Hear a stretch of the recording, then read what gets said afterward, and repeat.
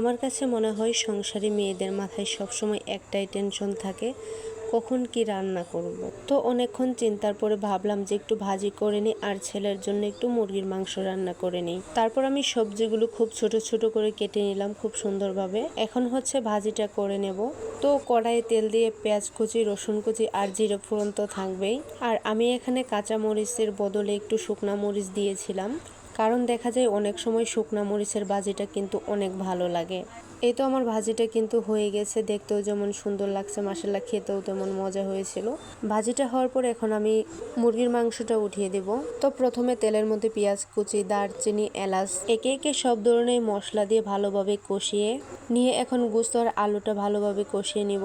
আরেকটা কথা হচ্ছে, যে কোনো তরকারি বা মাংসই বলেন না কেন, আসলে আলু ছাড়া কিন্তু কোনো তরকারি কোনো কিছুই সাজে না। আর এইদিকে আমার রান্নাটাও প্রায় শেষের দিকে। আজকের আমার এই ভিডিওটা কেমন লাগলো আপনাদের কাছে অবশ্যই জানাবেন।